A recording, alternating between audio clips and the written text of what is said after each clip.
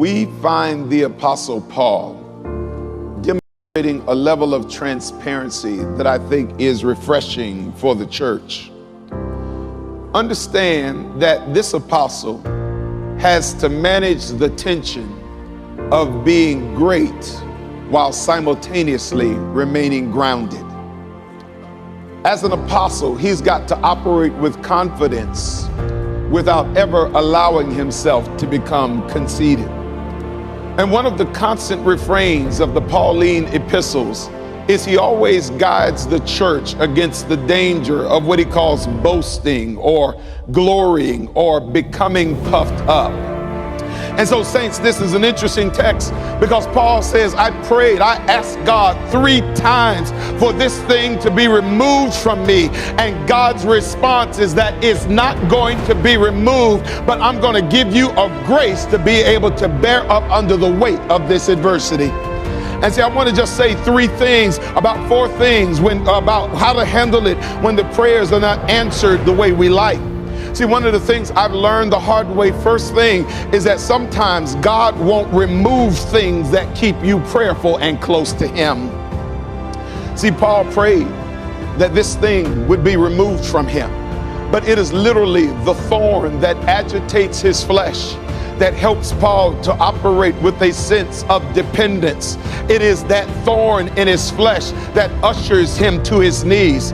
It is the thorn in his flesh that operates as the driving agent that we talked about earlier this day that keeps him closer to the foot of the cross. And see, the thing that oftentimes we do is sometimes when life gets hard, we'll say, God, I want you to get me out of this, instead of asking God, what do you want me to get out of this? And see, there are some times where we want those pressures and tensions that keep us close to the cross to be removed, but why would God remove those things that keep you close to Him? Does that make sense? In other words, there are certain tensions in your life that God deems necessary and essential to the development of your character and the sanctification of your soul. Are you with me tonight, saints? That's why, because there are certain personalities that some of us try to avoid and elude in life. But have you ever noticed that no matter if you try to leave one church to get away from a certain type of person, when you get to the new church, that same person is at your new church? You may try to leave one job to get away from a personality, but when you get to that new job, that same personality shows up at your new job. And it doesn't matter how many times you divorce and remarry, those same things you were trying to escape are going to show up in every new circumstance you encounter. And what I'm saying to somebody tonight is that sometimes you don't need a new situation, you don't need a new job, you don't need a new church. What you need is a new heart from Jesus Christ. And see, there are times where God refuses to remove those things that are going to keep you close to His side. Does that make sense tonight, church? But understand, what the thorn is inconsequential. What matters is actually the work of the thorn. Because understand that the thorn was not fatal, but it was frustrating. It was not lethal, but it was lingering. It was not terminal, but it was tormenting. And the thing that you've got to understand about your thorn is that its purpose is not to destroy you. Its design is simply to prick you. Its purpose is to create just a little discomfort so that it won't kill you, but it'll frustrate you. It won't kill you, but it'll prick you. It won't kill you, but it'll annoy you. And the thing about the thorn is that it's not punitive. What it literally does is it would kick in so that Paul would feel the pain whenever he started feeling himself.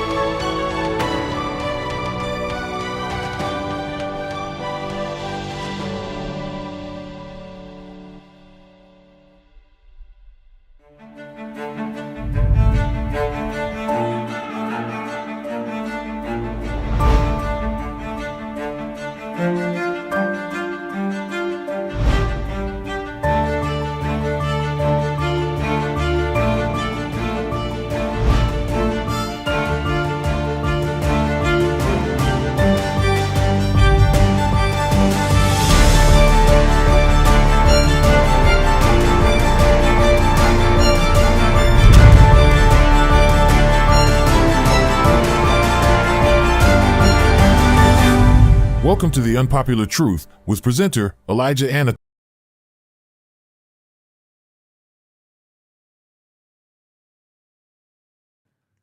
Good morning and welcome to another program right here on Advent Ministries. We are happy to be back with part 2 of Dawn of the New World Order. If you're joining us for the first time for this particular series, you would have missed last week's presentation where we really laid the foundation for us to uncover who's really behind the New World Order, and not just who's really behind the New World Order, but how far along is the New World Order with the plans that are spoken of for centuries now being implemented, and how far along are we?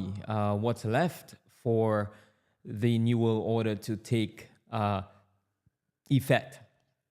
And so if you are watching this, you can go ahead and watch this one today, but I would strongly advise that you watch part 1, as part 1 is really going to help you to understand why we are in part 2. At this time, I just want to take the opportunity to welcome you for this broadcast, our regular viewers who have always been watching Advent Ministries over the years. Thank you so much for continuing to look at the information as God gives it to us to be able to piece the puzzles together. And our new members, our new viewers, thank you so much for tuning in. Blessed Sabbath once again to all of you. I'd just like to take the opportunity right now to ask that if you have not yet subscribed to the channel, you could do so now. Before you forget and before we go into the message and you get lost in the message and you forget, take the opportunity right now to subscribe to the channel and like this video, because the more you like this video, the more the YouTube algorithm places it right at the top of the feed of YouTube users. That way they're able to see the message and they're able to listen to it.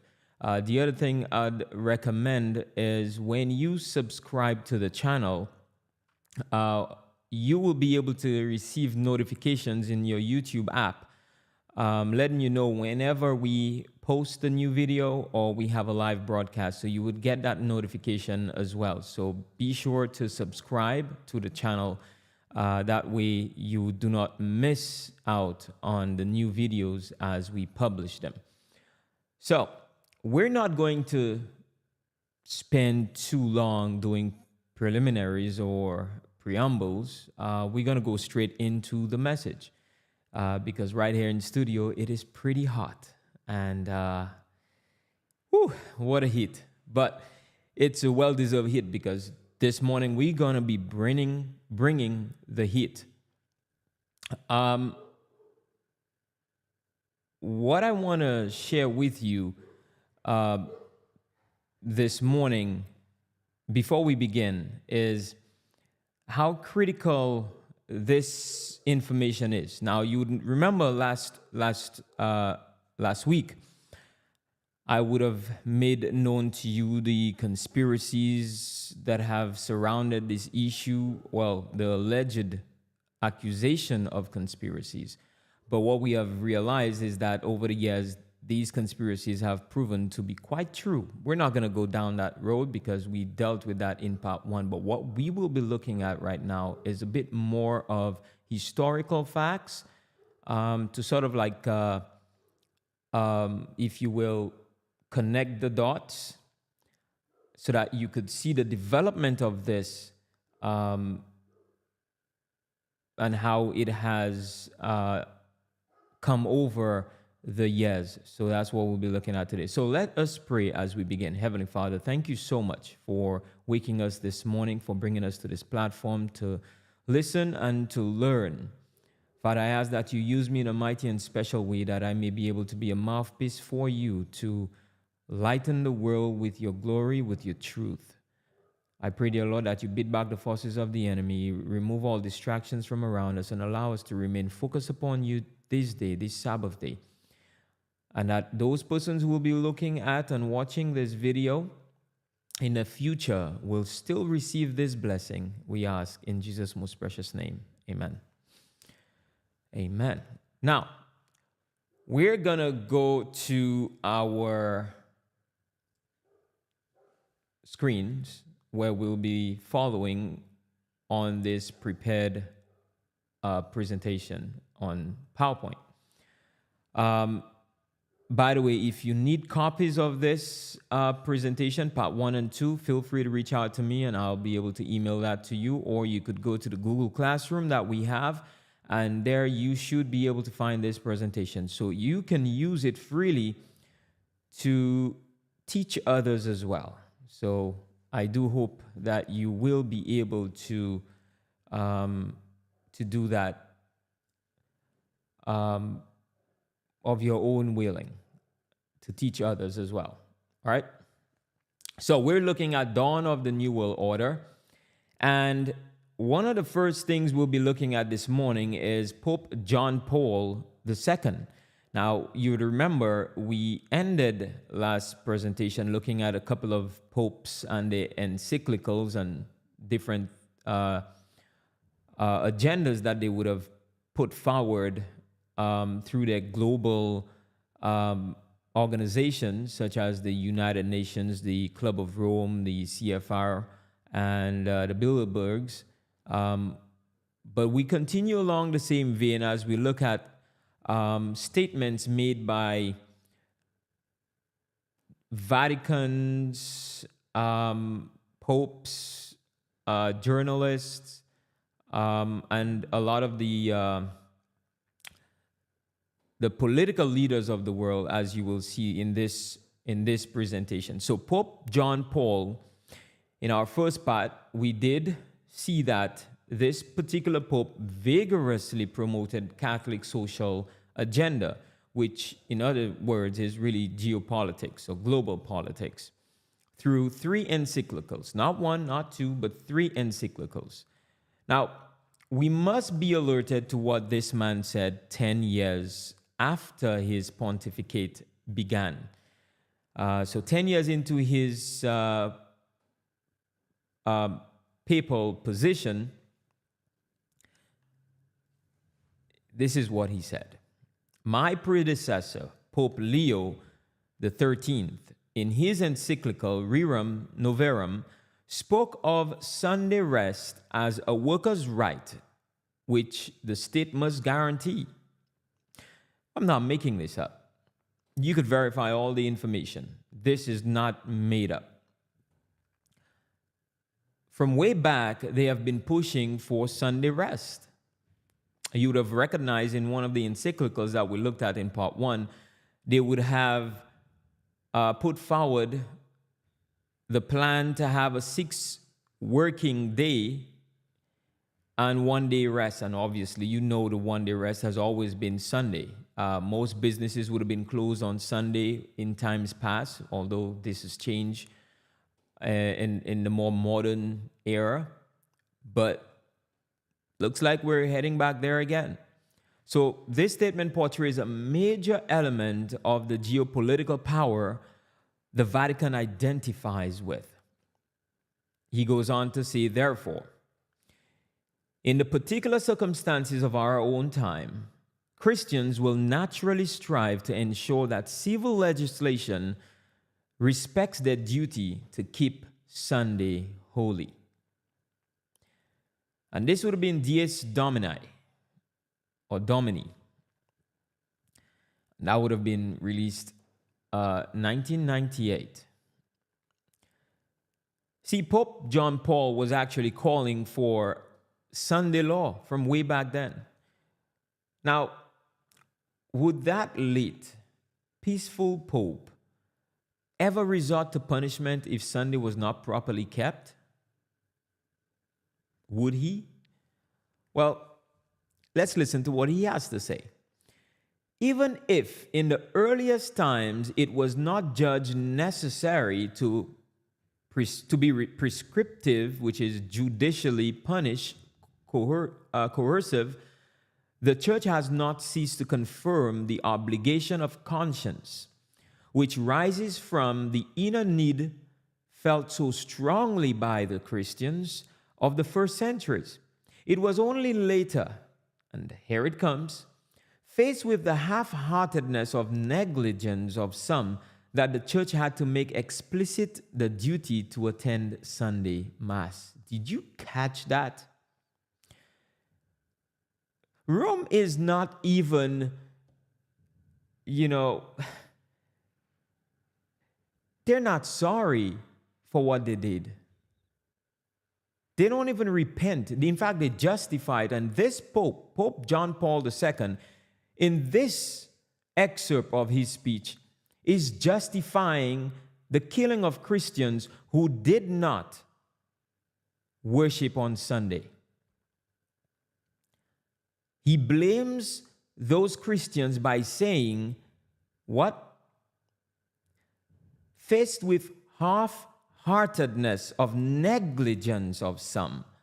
Some, you're talking about over 50 million Christians who were killed, martyred because they did not want to accept the Trinity doctrine and to worship on Sunday. These were the two issues. First and foremost, obviously, is the Trinity doctrine. By rejecting it, you would have been labeled a heretic. And if you don't accept the Trinity, because the God of the Trinity has decided Sunday is the day to worship the God of the Trinity. And so automatically you would be punished for not even going to church on Sunday. So he is actually defending and justifying why this happened.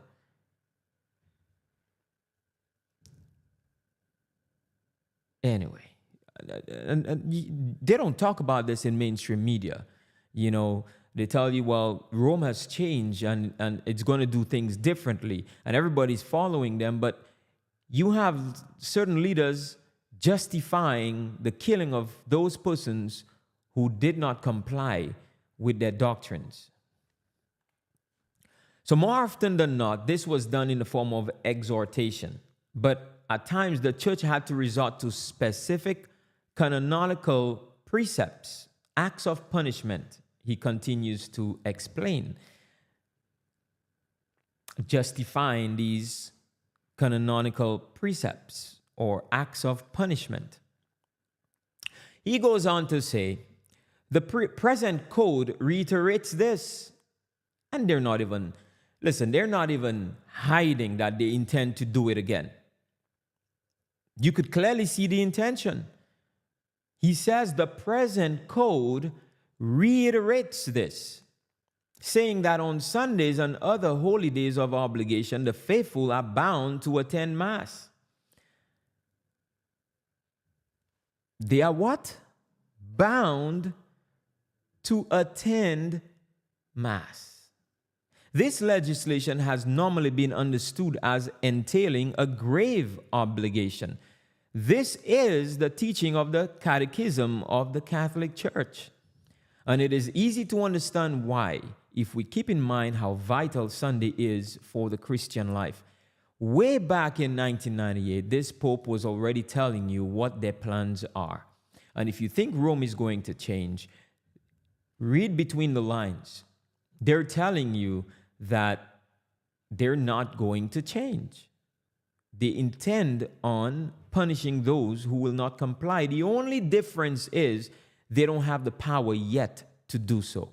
The moment they get the power to do so, they will begin persecuting Christians again. So, is that part of Rome's spiritual mandate that just might become a global requirement in the New World Order? Is that going to be? There are persons who don't believe that that is going to happen again. There are persons who defend the Roman Catholic Church and say that it has changed. That era it was under is no longer here. But we just read the words of the former Pope, Pope John Paul II. And Bible prophecy tells us that it is going to do it again. So we know without a doubt, without question, that it is going to happen. God predicts this in the book of Daniel, chapter 8, to 12. When you read through it, you see that this is going to happen again, and obviously also in the book of Revelation. Revelation 12 tells us, the latter part of Revelation chapter 12 tells us this as well. Revelation chapter 14, Revelation chapter 18, 17 and 18 also tells us that this is going to happen as well. And God calls this an abomination, something that he hates. It is a sin to him, a transgression, meaning it is a rebellion against God's authority, his law and his covenant, against his Sabbath, against him. Intriguingly, not all Catholics were happy with the thinking of this man. And obviously, for good reason, because you would remember that God did say, other sheep he has in other pastures. And then you have some Catholics who remember all too well the sins of Rome in the Dark Ages. And any inclination or any inch or any movement towards that happening again, those persons who are referred to as the liberal Catholics, or the ones who go there because, their parents and their parents have been going there, but they're not really into the doctrines. They're not really hardcore Catholics. They're going to take offense to this. So the late William Buckley, a Catholic conservative and a television host and founding editor of the National Review, lashed out at the church's opposition to areas of personal freedom. He strongly felt papal thinking should be kept to the field of theology and not geopolitics. Other prominent names joined in stern opposition as well, such as Milton Friedman, Michael Novak, and George Weigel, and even priest Robert Sirico. In spite of these voices, few individuals understood the underlying power being used by this man. You see, you have those individuals who are Catholics, yes, but they see what such statements from Pope John Paul was actually leading to, and they were warning persons. Though they are members of the Catholic Church, they were warning persons. Now, I don't know whether it's genuine concern or not. I'm not in a position to judge, and I'm not going to judge. But it is very interesting that these individuals stood in opposition to what was being said by Pope John Paul II. So this man, Pope John Paul II, he was fluent in 11 languages, traveled to more countries than any other pope, and was personally seen by more people than any other person in history. His influence seemed almost limitless. People even talked of being transfixed on his presence. He was the huge celebrity. He was the biggest celebrity of all popes before him. Well, since 1929, that is. In fact, Pope John Paul II did more work than any other pope after 1798 to restore and to set Rome on its track to obtain political and religious power, to be on top of the world again. This man did that. In fact, this man was the reason majority of persons in the world wandered after the beast. Everywhere he went, he was worshipped. People he touched would faint. And I've only seen this kind of reaction from one other celebrity, and that is Michael Jackson, where he would just look at somebody in the crowd and they would just fall and faint. He would just breathe loudly and people would faint. The Pope, John Paul II, was similar in that regard.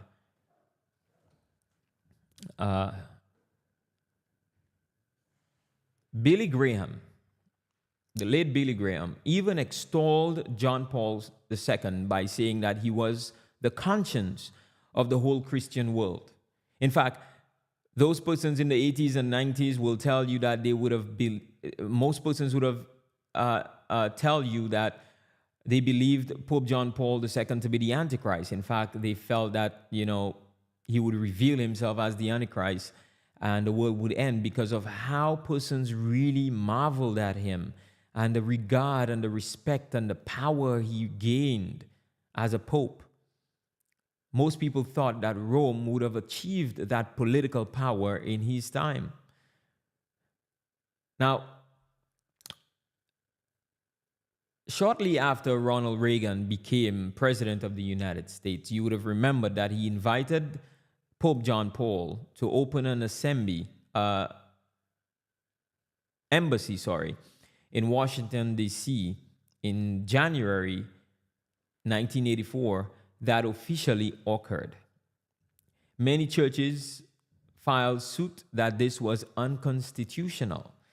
Federal Judge John Fulham threw the suit out of the court, and it remained. But the reason he did that, let's take a look. The Roman Catholic Church's unique position of control over sovereign territory, which is the Vatican state, gives it advantages that other religious organizations do not enjoy. In fact, there was no appeal. Incidentally, the judge was Roman Catholic, and that would have factored in his decision as well. Not long after becoming the Pope of the world's Catholic body, John Paul II made a trip to Poland. And this is where it gets interesting. He encountered in June of 1983 the most feared General Wojciech Jaruzelski, which is the prime minister of a communist party in Poland. He was the communist leader and military leader of that country. He challenged the corruption and oppressiveness of that prime minister's rule.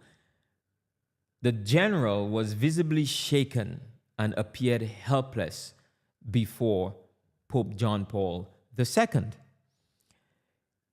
This marked a turning point in the perception of Rome and its influence as a world power. This is where people began to respect Rome because of what Pope John Paul was able to achieve that no other political leader would have been able to accomplish. There had occurred many Catholic political motives behind this bold gesture.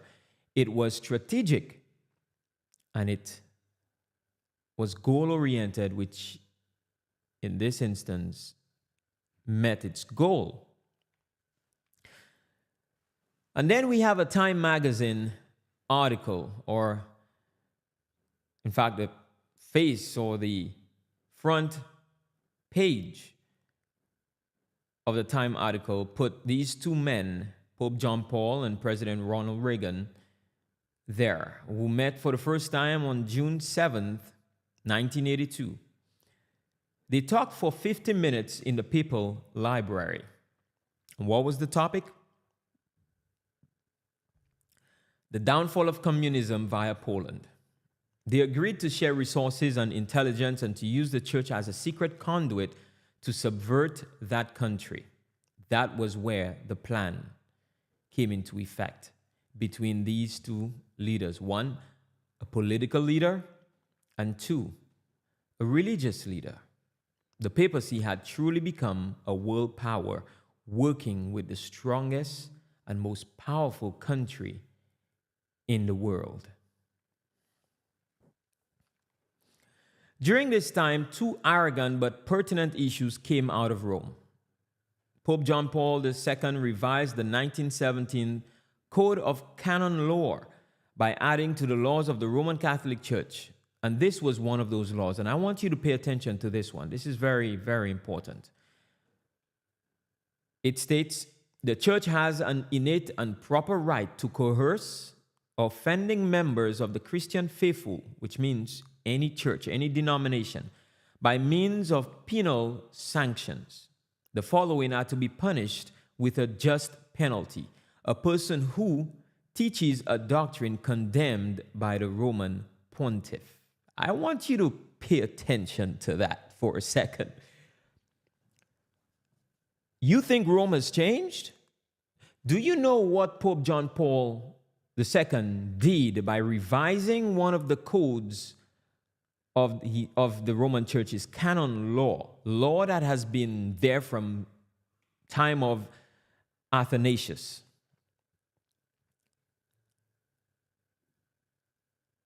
Time of Justinian, at the beginning of the Dark Ages.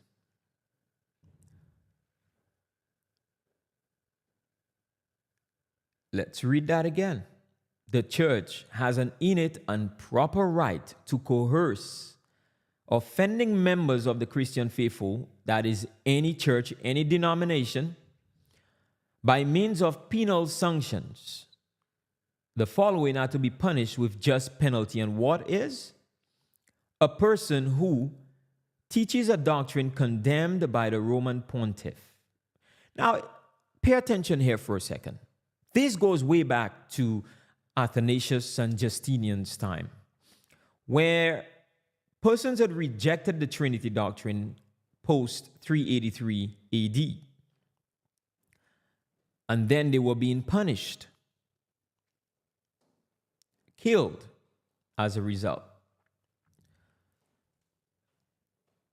This is a law that is now coming back, and this law is on the books. Do you imagine what is going to happen if Rome takes full control of global power, both on a political stage and religious stage? Do you know what that is going to do?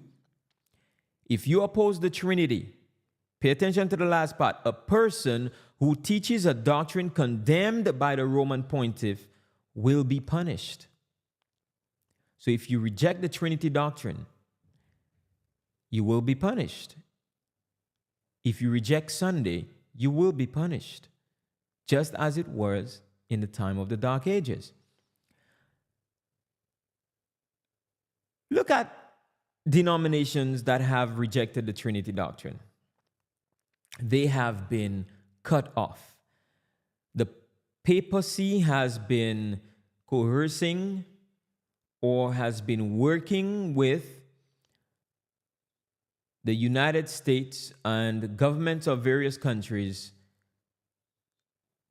to prevent any denomination that does not teach the Trinity doctrine to have a limited amount of freedom, not being able to enjoy all the tax exemptions and all the things that would have been granted to a church that the Roman Catholic Church would have had no issue with if they agreed with their doctrines. When you look at the Seventh-day Adventist organization, prior to 1981 and 1982, they had never accepted officially the doctrine of the Trinity. And so the Roman Church had declared them as a cult. That changed the moment the General Conference decided, just by a few men, to accept the Trinity doctrine. Moving forward, relationship between the Roman Church and the Seventh-day Adventist Church began to develop. So much so that the Seventh-day Adventists began parading the flag of the Vatican at its General Conference session over the years. This is the power that has been given to the Roman Church to declare anyone a heretic who does not accept its doctrines. Now, do you think the Roman Church cares so much about whether you have a different version of the Trinity doctrine than they do?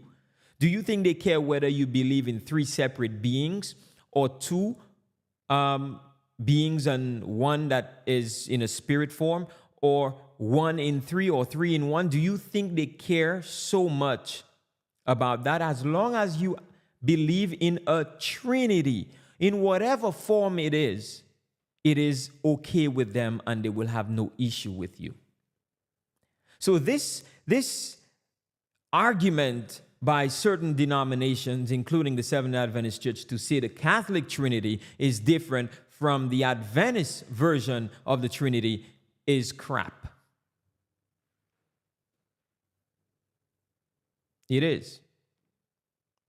Because the Roman Catholic Church knows that it is responsible for introducing the Trinity doctrine. And whatever version, it doesn't matter, because there is only one God of the Trinity, and that is their false God, the Son God. And there is only one day that is acceptable to the God of the Trinity, and that is Sunday. You could be worshiping on Saturday, it does not matter.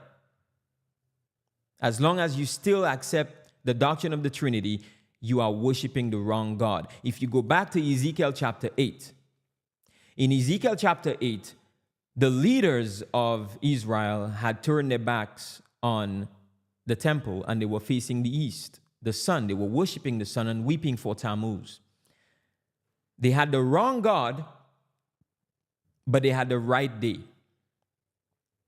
And God called it great abomination. Most people seem to be focused on just the day, but fail to understand that in worshiping the wrong God, you are actually creating or causing a great abomination, because you are breaking the first and greatest commandment, thou shalt have no other gods before me. You think God cares so much about the fourth commandment as he does the first? God knows very well that if you have the right God, you will have the right day. It makes no sense to have the right day and the wrong God, because it is God who is the Lord of the Sabbath. Not the Sabbath is the Lord of God. So you have persons who are focused so much. I'm not saying the Sabbath is not important. The Sabbath is important because it points to the right God. But there are persons who have made an idol of the Sabbath and forget the biggest issue that God raised in Ezekiel 8, which was the God that they worship, not the day, because they would have gone to the temple on the Sabbath day, but they were worshiping the wrong God. Their backs were facing the temple and their fronts were facing the east, worshiping the wrong God, and God called that great abominations. So for the Seventh-day Adventist Church, they think that they're okay because it's the Sabbath. They're focused on the Sabbath, the Sabbath, the Sabbath. But what about the God of the Sabbath? Do you have the right God of the Sabbath? Do you have the right God of the Sabbath or not? Because I'll tell you something. If you have the right God of the Sabbath, you will have the right day. You will also keep the law. You will also reflect the true image of God. So it's not just the day. There'll be many persons who keep the day but will not go to heaven because they have the wrong God. And then we have Cardinal Joseph Ratzinger, better known as Pope Benedict.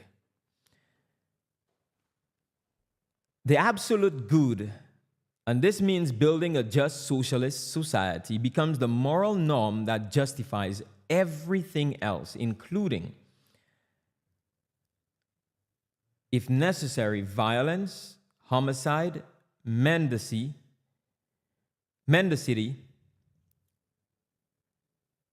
So this was Cardinal Ratzinger agreeing with Pope John Paul. Socialist means Marxism. Homicide means murder. Mendicity is lying.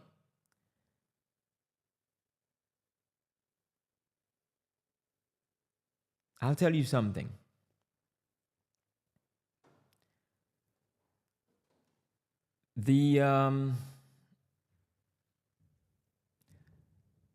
When you look at the Catholic Church, it is greatly opposed to capitalism, because capitalism it does not encompass its full plan to really take over the world. Its global governance plan. And so they are opposed to capitalism. And if you go on the Rothschilds website, which they have created in conjunction with Rome, you will see that even the Rothschilds are trying to push a new form of capitalism, which really is socialism. Most countries these days are actually pushing socialism.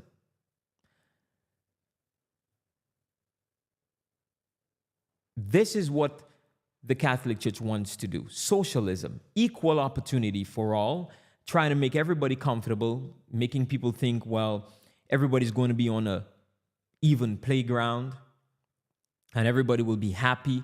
That's why the WEF in 2016 and reiterated during the time of COVID would have, prior to COVID, would have come back with this plan where they tell you that, hey, the future is coming where you're not going to own anything. You're not going to own a house. You're not going to own a car. You're not going to own the clothes that you have, the food and everything. All of that will be given to you for free. That's socialism. You will get a universal salary. That's socialism. So they want to make you happy in exchange for your loyalty. And all you have to do is accept Sunday, accept the system, but you will receive everything that you need. You're not going to be poor. You are going to be happy. Every single person will be happy. This is socialism, an equal sharing of wealth for everybody. You know, it's just amazing that people don't see right through these things. But anyway, reflecting on the far-seeing insight that expositor Ellen G. White had over a century ago, this is what she had to say concerning the Roman Church. And she says, the Roman Church is far-reaching in her plans and modes of operation. She is employing every device to extend her influence and increase her power in preparation for a fierce and determined conflict to regain control of the world, to reestablish persecution, and to undo all that Protestantism has done. Catholicism is gaining ground upon every side. These things should awaken the anxiety of all who prize the pure principles of the gospel. And this is a solemn warning and a reminder and proof that God had been using this lady in her time with messages to warn us today. The underline of what I have shared with you states she's employing Rome, that is, employing every device to extend her influence and increase her power. You've seen that. You've seen that through the popes. That's what they've been doing. They have been basically writing encyclicals, and in the encyclicals carry all of their plans to take over the world. And then you also have the reestablishment of persecution, which we read in Pope John Paul's encyclical, and also to undo all that Protestantism has done. And let's see whether they have achieved those things. So they are employing every device. Yes, the Club of Rome, the Bilderbergs, the CFR, the Trilateral Commission, the United Nations, the WEF, the World Health Organization. All these major global organizations are run and operated by Rome. Yes, it is true. You don't believe me? Do your research, because we went into it in part one. We're not going to go down that road right now, but the information is there readily available that you could look at it. But let's see. They have done this one, that they have caused the world to respect them as the most powerful religious body in the world, both politically and religiously, because the Pope meets with political leaders and advises them on certain things as well. So they have that power and influence. So they've done that. They've achieved that. What about reestablished persecution? No, they have not done that, but they have rewritten a law by Pope John Paul that states and gives them power to do so in the near future. And undo all that Protestantism has done? Yes, they have achieved that one in 2017. You don't believe me? Let's go to October 31st, 2017. And the title or the caption is protest is over, The Guardian reports that Catholic and Protestant leaders unite to mark start of Reformation. And then we go on to this other article from the Washington Post on the 500th anniversary, which is October 31st, 2017. The Reformation is over. Protestants won. So why are we still here is the caption. And then you also have the Pew Research Center, which is Catholic run, by the way, states on the 500th anniversary on October 31st, 2017, 5 centuries after Reformation, Catholic-Protestant divide in Western Europe has faded, meaning there's no more of a protest. And then you have the Christian Today article on October 31st. Well, that one was written August 31st, preceding October 31st, 500 years after Reformation, many Protestants closer to Catholics than Martin Luther. So all the work that the Protestants had done was now undone by the Roman Church. It succeeded in breaking down the barriers with the Protestant nations. And on October 31st, 2017, this was a joint statement released by the Lutheran World Federation and the Pontifical Council for Promoting Christian Unity on the conclusion of the year of the common commemoration of the Reformation. In other words, this statement released in conjunction with the Pontifical Council by the Lutherans tells us that they have declared the Reformation over. So Rome has undone all the work that the Protestants have done. In fact, it has no opposition. So in Rome's social dogma, the rights of the workers are elevated and their views are always right. But to enforce those coercive principles requires a central power that approaches tyranny. Clearly, the papacy wants to be that head with global civil might. The history of the past suddenly seems but just yesterday. When you read the history of Rome, everything seems to be as if it was just yesterday, because we're heading in that very same direction and nothing seemed to have changed, even if there was a long period of a lull. The spirit of persecution, Ellen White says, manifested by paganism and the papacy is again to be revealed. Persecution always follows religious favoritism on the part of secular governments. Continuing in another article, Ellen White says, Protestants are losing the mark of distinction, and they are lessening the distance between themselves and the Roman power. They speak with contempt of the idea that there will be a revival of the past cruel persecution of the part of Romanists. But the Word of God fully predicts such a revival. It is going to happen. It is already happening. It's just a matter of time. A few years, and then we're there. Now, other agencies began to show interest in a centralized world by publishing world maps as well, dividing planet Earth into 10 regions, and it's always 10 regions. One example from the World Trade Organization is this image that I've shared with you on the right. Textbooks began to print the anticipated 10 geopolitical regions of Earth. If you had gone to school way back in the 80s, you would probably remember this. This plan was devised by the Trilateral Commission, a Rome-run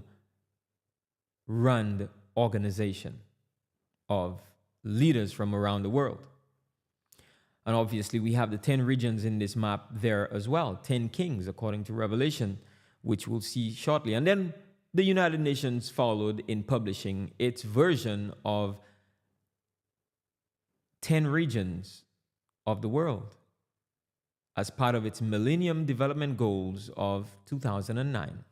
Again, it's prophetically interesting. Those divisions always are numbered 10, whether it is from Rome, whether it is from the Trilateral Commission, whether it is from the United Nations, always seem to be 10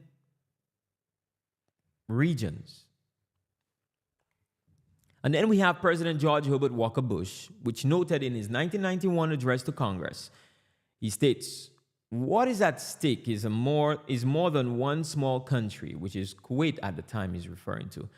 It is a big idea, a new world order where diverse nations are drawn together in common cause to achieve the universal aspirations of mankind. Such a world worthy of our struggle and worthy of our children's future, the long-held promise of a new world order. I tried to say it in his voice, but I'm not that good at mimicking voices. But you get the idea, because this is a very famous quote, and you've probably, while I was reading this, you probably heard his voice in your mind. That's how powerful the mind is, by the way. And then we have the number of elite voices which continue to call for a new world order, and the voices kept on increasing rapidly.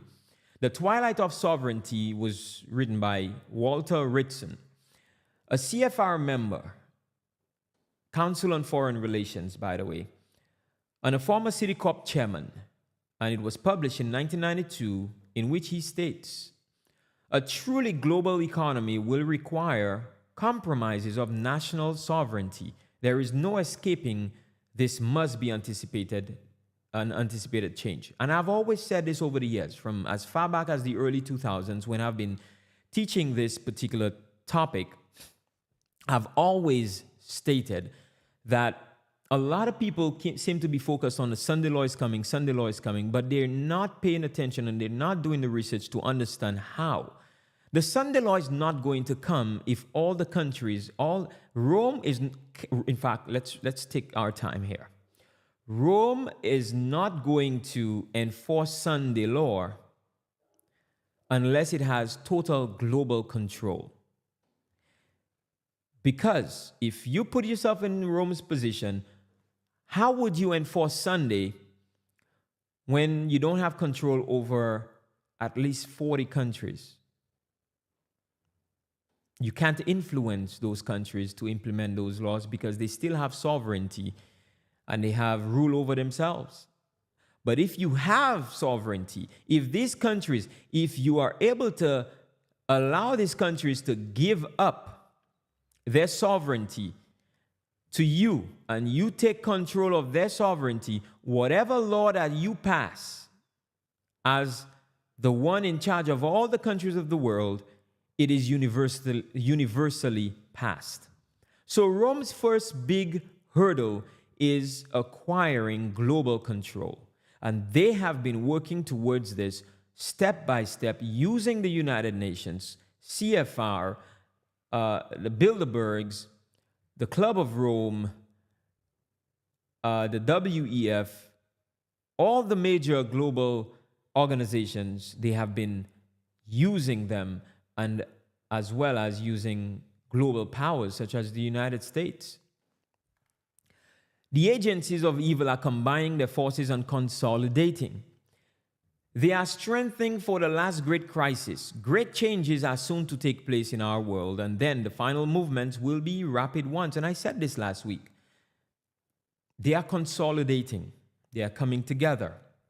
They are combining their forces because they all have bought into the wine of Rome, this doctrine, this idea, this big idea of a new world order. They have bought into it, and they are consolidating. They are trying to achieve it all together. And in order to do so, you would notice that certain countries that are relentless on not changing its type of governance, that are still communists, or that are not really, at least capitalists or socialists, they are under attack. And the United States is the vessel that is being used to bring them or to subdue them and to change the government. You notice most times when the United States goes into a particular country in the Middle East, one of the first things they do is to take down the present government and then to install a new government that they call a democratic government. But really and truly, it's the system of governance that they are changing to make it applicable or to qualify it for when that great change is going to take place. They will have limited to no opposition. Now, as the voices for centralized world authority compounded, Pope John Paul II published Centesimus Annus in 1991. In it, he posed as that authority the world just might want. He noted that economic decisions, like political decisions, must be always subject to careful moral scrutiny. Virtually unnoticed, however, was his hatred for capitalism, calling it economic pandemonium. Capitalism lacked the central control which the Catholic socialism requires or required. That's why they're using the Rothschilds, who really own all the banks in the world, trying to put a new economic system in place, a digital currency for all countries. It's a holistic plan that they have to implement to take over the world. And let me just say this before I forget. Most people will look at certain governments and limit it there and not see who's really behind all of this. If you don't do the research, and if you didn't read the encyclicals and you go into Rome's doctrines, you would never think Rome is really behind this. You would be paying attention to the greedy 1% of the world who are, you would be saying they're an elite. And most journalists, independent journalists, such as Alex Jones and the likes of Alex Jones, have lost sight of the true devil behind this plan. They're looking at a global elite, and their focus ends there, that there are some rich folks who are trying to take over the world with the plan of a new world order. And all along, Rome is behind it, and they can't see that because they're seeing things on the surface and not on a spiritual level. So they're not able to see and understand that Rome is really pulling the strings. If you go back to look at the plans, all the plans that these men talk about, these elite persons, yes, they're right, and they can recognize the elite.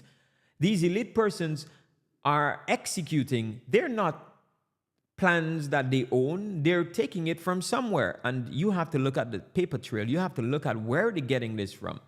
And most people will see a religious denomination as not so much of a threat for global supremacy, because that can't happen. Now, he who forgets the past is doomed to repeat it. And most people have forgotten what Rome has achieved for 1260 years. It is quite possible that they will be able to, and it is predicted in prophecy that they are going to do that again. And then we have this man by the name of Strub Talbot. On July 20th, 1992, Time magazine published The Birth of the Global Nation by Strub Talbot, CFR Director, Council on Foreign Relations Director at the time, and trilateralist who was part of the Trilateral Union, in which he wrote, "Perhaps national sovereignty wasn't such a great idea after all, but it has taken the events in our world wondrous and terrible century, in our own wondrous, and terrible century to clinch the case for a global or world government." In other words, what Talbot is saying here is that national sovereignty, meaning that every country is responsible for its own governance. What he's saying, perhaps that was not really a great idea. However, he counts his blessing in saying that judging by how things have turned out, perhaps it gives us the strongest argument for world government. In other words, for a new world order. Now, every voice in support of global governance actually gives credence to restricted liberty, especially religious liberty. In a 1992-1993 winter edition of the CFR's publication, Foreign Affairs, they published Empowering the United Nations by the then United Nations Secretary, Boutros Ghali. Now, it's been a long time I heard that name, so when I did the research, I just smiled because as a little boy growing up in the 80s, I would have heard that name a lot on news and radio. And I didn't know who he was much, and I didn't know much about him, but digging into some things that he has said and how the role that he really played in establishing the plans of Rome, I mean, this was a nasty guy. Very conniving, very diplomatic in the way that he did what he did. But yeah, let's take a look at what he said. And this is him right there. It is undeniable that the centuries-old doctrine of absolute and exclusive sovereignty no longer stands. Underlying the rights of the individual and the rights of peoples is a dimension of universal sovereignty that resides in all humanity. It is a sense that increasingly finds expression in the gradual expansion of the international law, addressing social, political, economic, and religious issues. In this setting, the significance of the United Nations should be evident and accepted. So now he's championing the cause of Rome through the United Nations. He laid the foundation. He did a number on the United Nations and laid the foundations for the 2030 agenda that we know so much of today. A lot of what he did, a lot of the work that he did, was put into effect, and we are seeing that the United Nations are reaping the benefits of that right now. It was during the Secretary General's tenure that the Roman Catholic Church began frenzied work to revise the Vatican II document, Dignitatis Humanae, the Declaration of Religious Liberty. The church was not used to speaking about religious liberty, and it had to create a position that would be commensurate with the world body but still preserve the concepts of Catholic restrictions. A lot of that was actually in place to fool the Protestants, to give them religious liberty, to show that Rome has changed, to show that Rome is on the same level with them, in order to bridge the divide between the Protestants and the Roman Catholic Church. This was way back then. So the Vatican II had beautifully defined religious freedom to be immune from coercion. So no one is forced to act in a manner contrary to his own beliefs. But that you'd see the contradiction here with Pope John Paul's revising of a particular law that states that if you don't accept a doctrine that the Roman Catholic Church has, then you will pay the penalty. And then they're coming now to talk about religious liberty, and no one should be forced to act in a manner that is contrary to his will. That's contradictory. But that is not what they really meant. In a major move to revisionize or revisionism, the Vatican argued that those rights were not absolute. So they were very careful. Religious liberty must have boundaries. There must be a limiting principle to be objectively tied to a global moral order. In other words, what the Vatican is saying in the Vatican II document is, you can exercise religious liberty, but only as far as I tell you you have religious liberty. So on certain things, you do not have religious liberty. On certain doctrines, you don't have religious liberty. So when it comes to Sunday and the Trinity, you don't have religious liberty. So the boundaries. Man must be loyal to Rome's dogma. That is the boundary. The limiting principle, the Vatican's interpretation of those boundaries had been crossed. The geopolitical moral order, the Roman Catholic views of right and truth. Now, I want you to remember Pope Pius's syllabus for errors from 1864. The church dogma claimed they would even coerce one's conscience. That remains doctrine in the Roman Catholic Church today. He condemned this statement. This is what he said. Every man is free to embrace and profess that religion which, guided by the light of reason, he considers to be true. But beginning in 1994, the Pontifical Academy of Social Sciences, Vatican City, began annual plenary sessions of globalization. Annually since, they have presented papers related to a world government. Now, after 2006 session, a book was published by Edizione Cantagalli, and which is called Globalization, a Christian Perspective. The church formally called for a moral authority in dealing with globalization, is what he published. This is what it outlined, and I want to take this slow so you understand where we're going with this. It outlined three major areas felt to be imperative for geopolitical order. One, the goods of the world belong to everyone. That rings a bell to the WEF's plan for socialism. Point number two,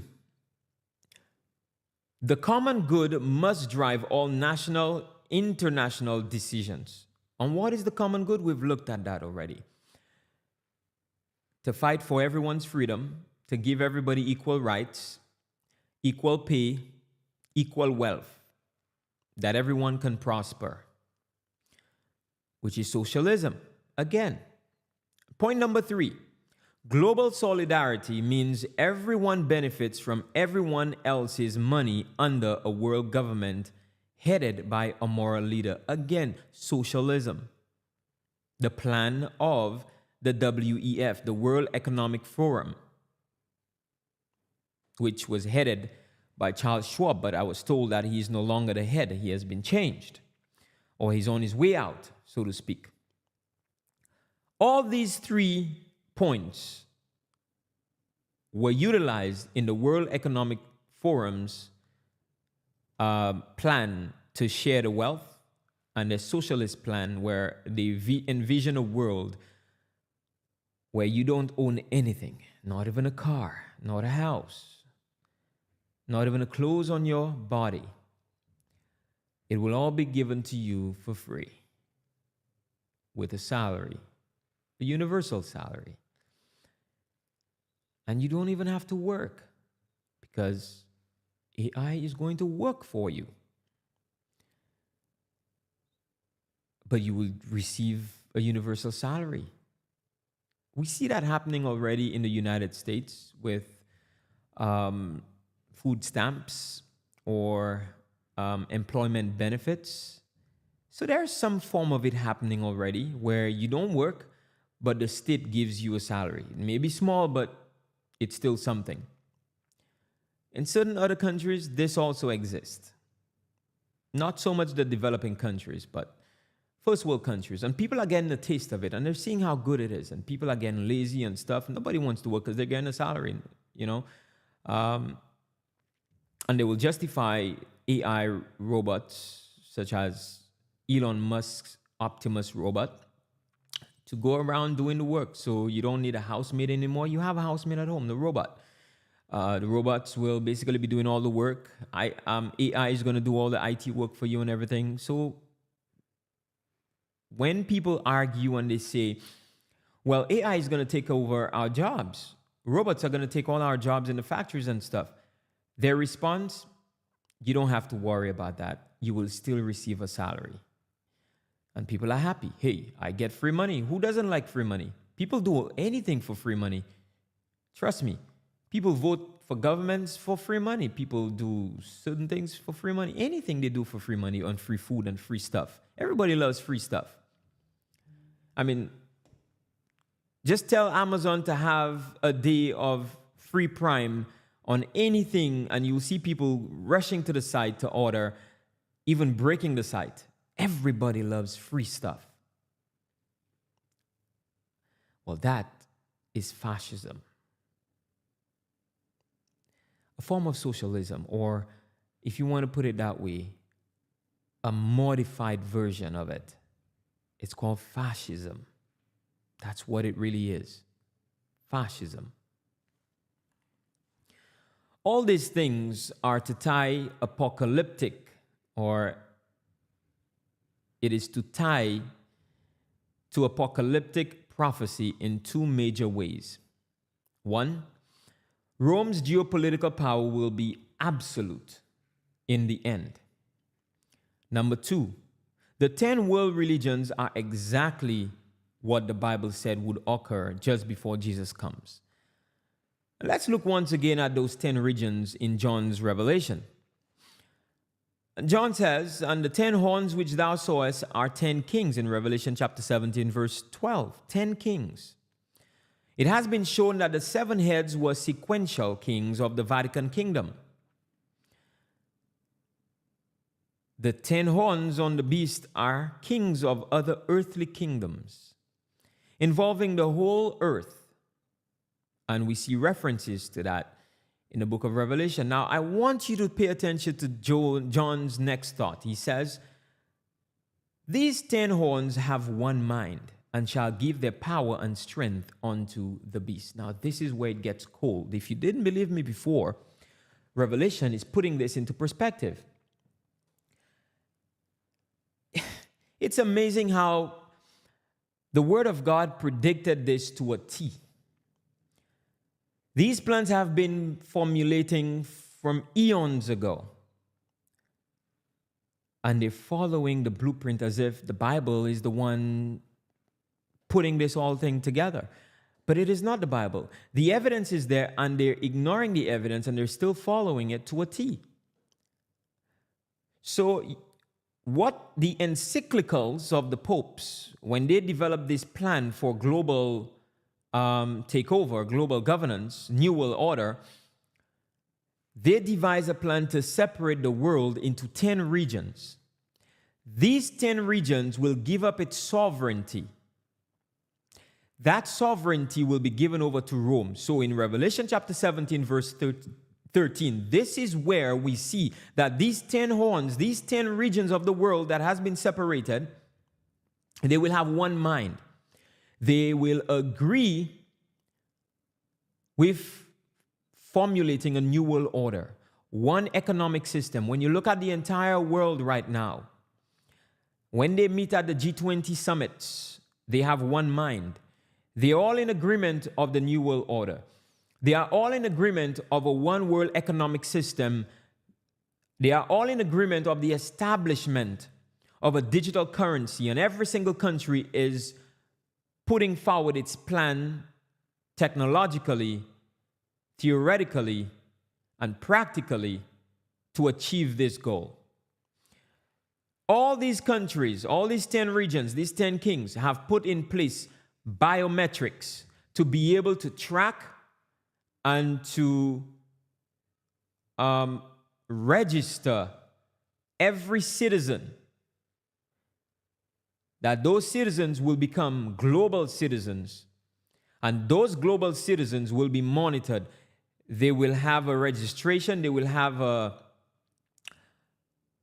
registry of everything that they own.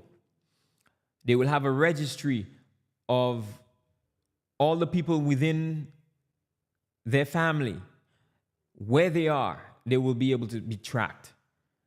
All the monies that they have will be able to be tracked and switched off at any time. So these 10 regions, these 10 horns will have one mind. And they will do what? They will give their power over and strength to the beast, which is Rome. Or that new world order, if you want to put it that way. Because Rome will be the head of the new world order, which will now become the beast, not the Vatican. So in the new world order, it is their headquarters may be in the Vatican, but the power that they will have, which is the beast, and the whore, which will be riding the beast, which is that church, that Roman Catholic church, that false church, will be riding that beast. And all the denominations will be part of that whore. It's not just the Roman church that is the whore, friends. Babylon is not limited to just Rome. Babylon is limited to all false religions, and all these false religious bodies or denominations will be part of Rome. And what unites those religious bodies together is the Trinity doctrine. The Trinity doctrine unites those bodies, those religious bodies, denominations, and they make up that false church. Because that false church worships a false God. And that is the abomination to God. That is the false church. The true people of God will worship the one true God. That is the pure church of God. That's the distinction that there is going to be. People will say, but there are so many denominations. So many denominations. Which one is correct? There is only one that is correct, the one that worships the one true God. And then you see these other denominations, they are part and parcel of Rome. Rome has stated many times, it does not have sisters, it has daughters. And so these other denominations are daughters of Babylon. They make up Babylon. Through what? Through the wine that they have drunken on. That wine is the false doctrines, the Trinity, Sunday, and a whole host of other doctrines. They will come together in an amalgamation, in a unity of one church, one religious body. And they already have their headquarters, I believe, in Abu Dhabi, somewhere in United Arab Emirates, somewhere along those areas there, where you have the one world religion headquarters. They already have their headquarters, friends. You think Rome has achieved its religious goals. The only thing left for it to do is to achieve its political goals.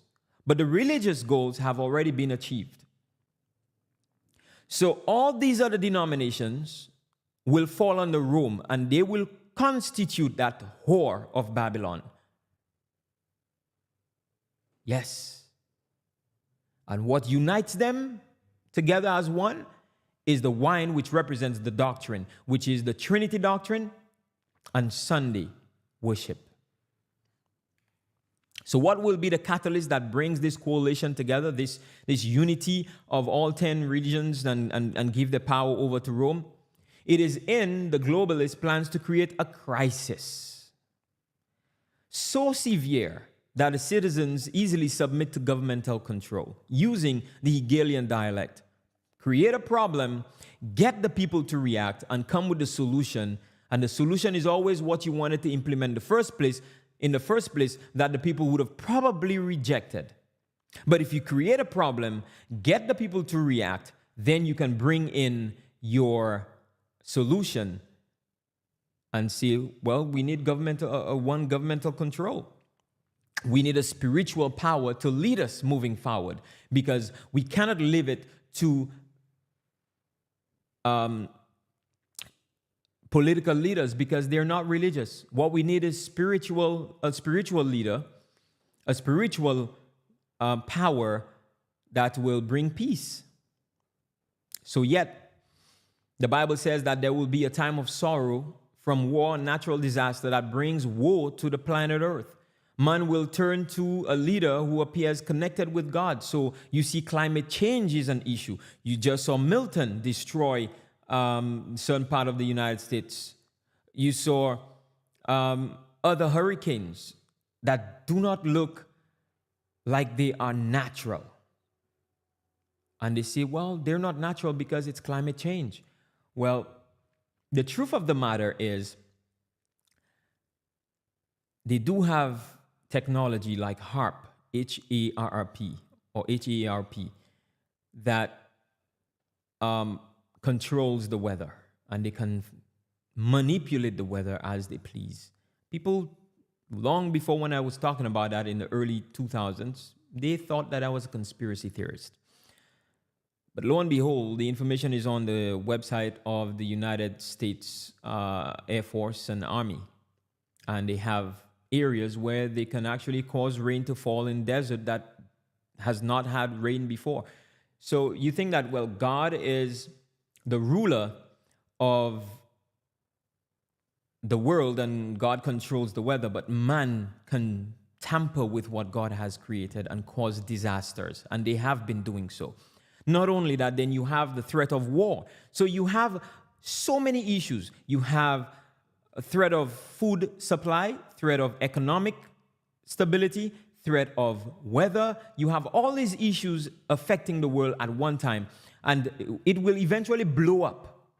It will eventually blow up, and then what is going to happen is that persons will say, we need God because the plagues are upon us, so we need to turn to God, and we will turn to a leader who can lead us, and that is not a political leader, but a religious leader, and that is what is going to happen.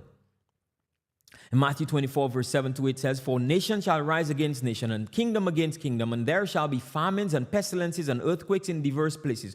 All these are the beginning of sorrows. Yes, these point to greater sorrows. But yes, there is. You think there's a, listen, when you're in the eye of the storm, we just passed through COVID, that was one of those plans. But there's a lull, it's a calm. Everybody's back to normal. Nobody's paying attention to what transpired and nobody's paying attention to what's coming. But the truth of the matter is, we're in the eye of the storm.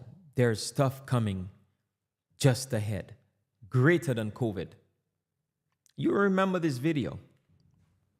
Even in the religious world, we now have a near hopeless view noted by David C. Pack in why man cannot solve his problems. Unknown until now. And he says, the world is filled with problems, disease, pollution, poverty, ignorance, religious confusion, war, terrorism, crime, violence, hunger, immorality, slavery, oppression, political upheaval, and much more. Why? With the passing of time come more problems, not less. Why? Also, existing problems grow collectively worse instead of better. And he continues. Why? Why at every turn has man bungled and botched all efforts to solve his truly great problems? Individually, people have never seemed more incapable of addressing and overcoming their personal problems.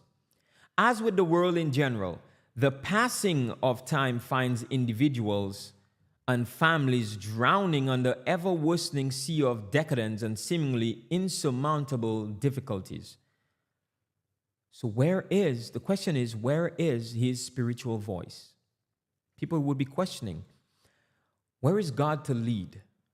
In all these problems that we have, who has God sent to lead us out of this chaos? Lo and behold, Rome will appear. The Vatican loves this spirit because it gives an excuse to promote its moral agenda. Pope Benedict in 2009 stated, globalization, despite some of its negative aspects, is unifying peoples more and promoting them to move towards a new rule of law. On the supranational level, world peace can be ours if we only submit to a one world government that manages our lives and finances. That's the solution. There can only be peace. We can only have world peace if we submit to a one world government that manages our lives and our finances. This is a utopian type of thing. This is what the WEF has been selling to people. You will not own a thing. You will not have anything to your name, but you will have everything. You will have a universal salary. You will have food every day. You will have people are going to flood the lines to sign up for this. I could see it. People will be flooding the lines to sign this, and they will be drinking the wine of Babylon, signing away their freedoms, their religious freedoms, political freedoms, economic freedoms. Whoever feeds you owns you.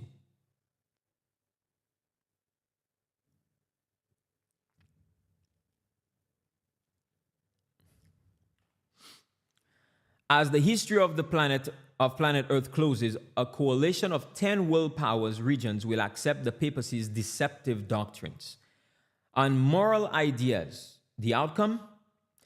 She will be given central geopolitical power over the world. Ellen White says in the book Great Controversy, she will regain control of the world. So from prophecy to sensitivity in Expositor White's writings, what is now emerging in the world's political front, the papacy will soon head. What we are now seeing, what was signed in September of this year at the United Nations, the outcome of that is going to lead to a global government, a new world order, that the world, so it will be set up for the papacy to come in to rule it. But it will not just do it once it is set up. There will be a great crisis, a huge crisis that is going to bring about the need to have such a solution for the papacy to head such a global union. So on January 1st, 2009, Mikhail Gorbachev, former head of the USSR, said that the election of Barack Obama might be the catalyst that convinces the world of the need for a global government. Still calling for it. On January 5th, 2009, the call for a new world order was intensified from Henry Kissinger. On the floor of the New York Stock Exchange, he said, the alternative to a new international order is chaos. The alternative to a new national order is chaos. Read between the lines. They will create that chaos that people will not like. The world around will seem to be crumbling down. And the solution? A new international order. Read between the lines. They are telling you that a crisis is coming, a crisis of great magnitude that will create chaos. And out of chaos comes order, a new world order. July 7th, 2009, Pope Benedict published his third encyclical, Caritas in Veritate, Charity in Truth. This was a bombshell to all nations. He urged the world community to adopt a centralized blend of free market and social welfare ideals, and again called for world authority to manage the economy, to bring about timely disarmament, and food security and peace to the world. Rome is not staying silent on their calls. The reason they're not staying silent is one of psychological, in that when the time comes for their nomination to rule or to be the head of this new global order, it would have been shown that this is what they had been saying for so long, that they are fit to be the rulers of the new world order, because they had seen the vision, they had been calling for it. So it would be fitting to allow them to be the leader of the new world order. He continues and he says, one also senses the urgent need to find innovative ways of implementing the principle of the responsibility to protect and of giving poorer nations an effective voice in shared decision making. This seems necessary in order to arrive at a political, juridical, and economic order which can increase and give direction to international cooperation for the development of all peoples in solidarity. And this was taken from his New World Order, leveling out all wealth. His socialism, if you want to put it that way, but more so fascism. So who might Benedict be thinking that authority might be to take over? Obviously, he's thinking of nobody else but the papacy, the Holy See. He went on to say that such a leader would guarantee the protection of the environment and regulate immigration. For all this, there is urgent need of a true world political authority. That's where the biometrics have been coming in through the pact signed by the United Nations for all global citizens to be registered biometrically.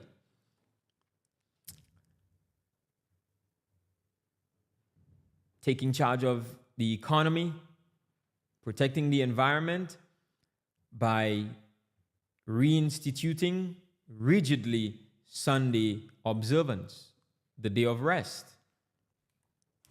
Now, journalist Cliff Kincaid noted the following month from Benedict's encyclical, Inaccuracy in Media, on August 4th, 2009. This is what he said. This has prophetic implications. Now, this is coming from Kincaid. This has prophetic implications for Christians who fear that a global dictatorship will take power on earth in the last days. He's speaking of Revelation. Long ago, history warned us that Roman Catholicism would plan with and eventually seize power of planet Earth. And he gave one reference. He says, no civil government, be it monarchy, a democracy can be a wise, just, efficient, and durable government, governing for the good of the community. Without the Catholic Church and without the papacy, there is and can be no Catholic Church. And this was, he quoted from Augustus Brownson, and Brownson's Quarterly Review, January 1873. Now, let's talk about Dave Hunt, a noted Protestant writer which urged us not to forget history. According to him, he quotes, Pope Leo XIII reproved Louis XVIII for granting the liberal French constitution, while Pope Gregory denounced the Belgian constitution of 1832. His outrageous encyclical Mirari Vos of August 15th, 1832, which was later confirmed by Pope Pius IX in his 1864 Syllabus Errorum, condemned freedom of conscience as an insane folly and freedom of the press as a pestiferious error, which cannot be sufficiently detested. If you forget history, you are doomed to repeat it. When you look at the press, social media, particularly social media, which is part of the press, it has been heavily sanctioned. You no longer have freedom to post whatever you want. The fact checkers will be sent to dismantle your post. You can't speak freely. You are given the illusion of free speech. But when you do utilize free speech to say what you want, it is controlled. It is removed from your social media. You are banned. There's punishment as well. You are put in Facebook jail.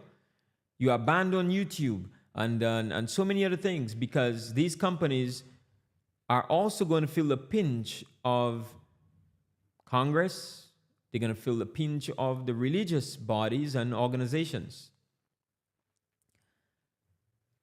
So there's no such thing as free speech today.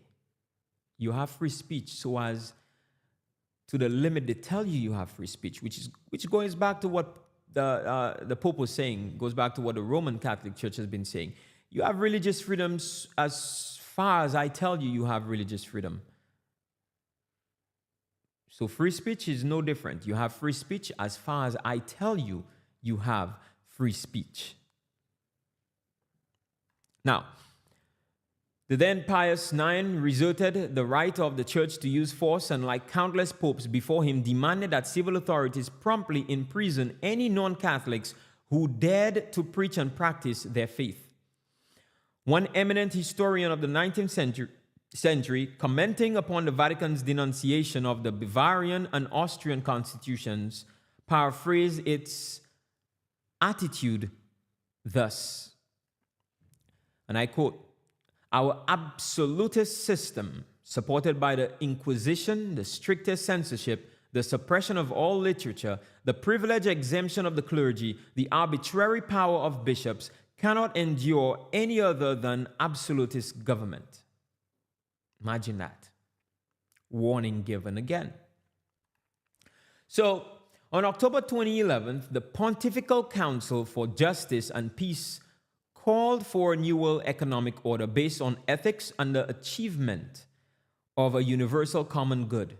It followed Benedict's 2009 encyclical by saying, "It is an exercise of responsibility not only toward the current, but above all toward future generations, so that the hope for a better future and confidence in human dignity and capacity for good may never be extinguished." The Vatican pronouncements on the economy are meant to guide world leaders. This is their argument. The Vatican pronouncements on the economy are meant to guide world leaders. In other words, they're saying, we're not the authority, but we are advising you. We are advising you in good conscience. We are advising you for the common good. We are advising you to achieve world peace. That encyclical is a deeply troubling document, said journalist Rod Dreher. Why? Because it attempts to ally religious authority to the creation of global centralized political and economic power. In other words, what he's saying is that it seeks to join church and state together. with the idea that if only we rationalize our political and economic relationships and put them under the authority of a wise authority, we'll all be better off. In political and economic matters, it is a temptation to tyranny.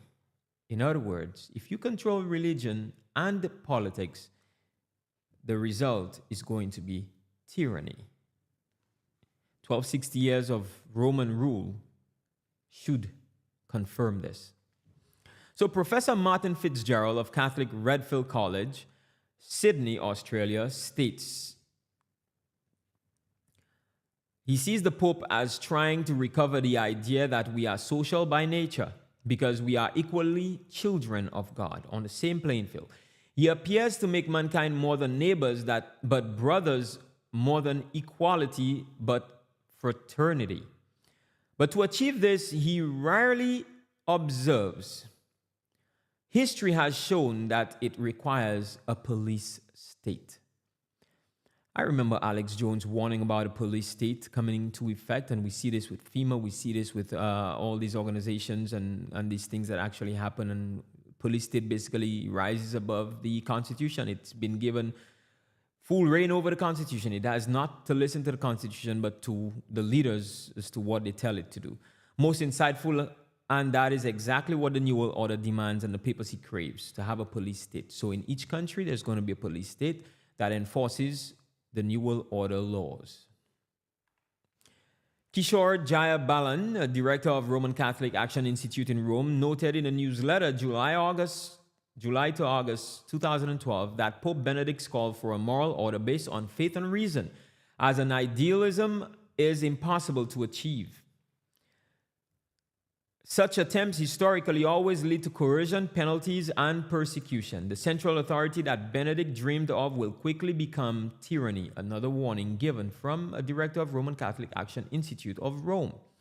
So even Catholic leaders fear what might be ahead, yet the papacy wants just that. I don't know if these people are trying to play both sides to try to show, well, there's some sort of finding a balance, but whatever they're doing, it's working. Now let's look at the last Pope. Pope Francis noted before 200,000 faithful on May 18, 2013 that the church must do more to help the poor and not speak so much about theology. Reuters reported that, by the way. That was Catholic social doctrine speech. That was the New World Order speech.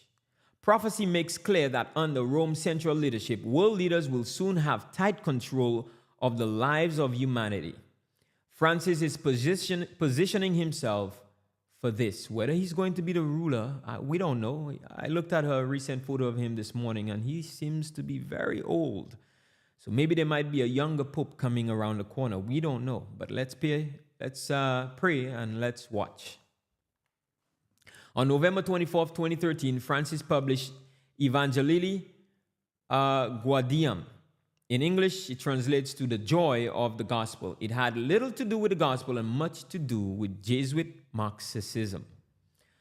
In this document, he invoked the moral roots of socialism as of international value. In a veiled attempt, he sought to place the Holy See as a solution, field agency for the world's geopolitical ills. So, under Pope Francis, Rome is beginning to speak forefront because the New World Order is on the cusp. We're at the dawn of it.